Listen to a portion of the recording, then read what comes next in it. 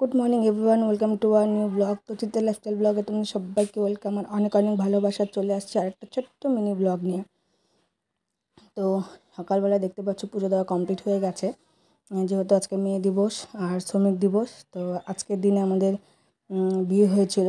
তো আজকে হচ্ছিল আমাদের অ্যানিভার্সারি। তো দেখতে দেখতে 10 বছর হয়ে গেল। কী করে যে 10 বছর কাটিয়ে ফেললাম মানে ভাবাই যাচ্ছে না। আর তো ভাবলাম তোমার সাথে ছোট্ট একটা মিনি ব্লগ শেয়ার করি।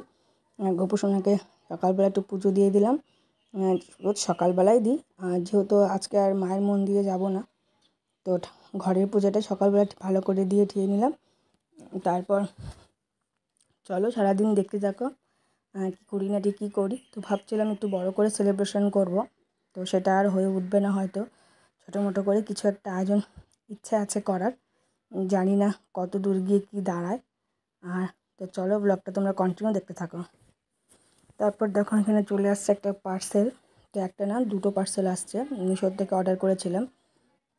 তো কী অর্ডার করেছিলাম সেটা তোমাদের সাথে পরে শেয়ার করছি। আর এদিকে দেখো মাম্মাম হলো ইউটিউবে দেখেছে কি কুরকুরে না লেজ মাখা করবে। তো আমাকে বারবার বলছে মা আমাকে টমেটো পেঁয়াজ কেটে দাও, আমি কুরকুরে মাখা খাওয়াবো। যেহেতু তোমাদের আজকে অ্যানিভার্সারি একটা দারুণ টেস্টি খাবার খাওয়াবো। সত্যি খুব ভালো হয়েছিল। তো প্রথমত আমি পেঁয়াজ আর টমেটোটাকে ভালো করে কুচি করে কেটে নিয়েছি। আর এদিকে মাম্মাম দোকান থেকে ওই লেজের প্যাকেট কিনে নিয়ে আসছে, এনে এটাকে ভালো করে মাখবে। তো এই দেখো সুন্দর করে ও মাখছে।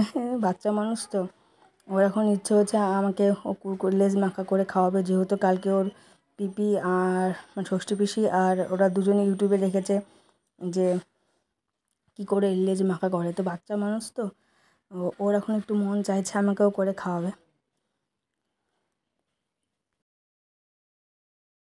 দেখবো আমার মেয়ের হাতের কুরকুরে মাখার টেস্ট, লেজ মাখার টেস্টটা কেমন হচ্ছে জানি না। ওটার থেকেও এই রেসিপিটা দেখেছে, চলো খাওয়াবে।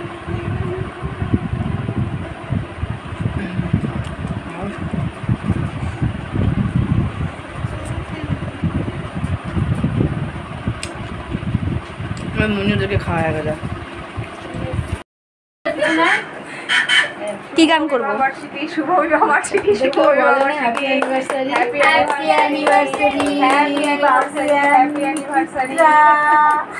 কি যে শুভ যুগে যুগে তোমরা এভাবেই যেন কেক কাটতে পারো একসাথে, 2-3 জন মিলে, 4 জন, সামনের বছর 4 জন মিলে, সামনের বছর 4 জন মিলে, ডান দিক বাম দিক ফুল ফ্যামিলি।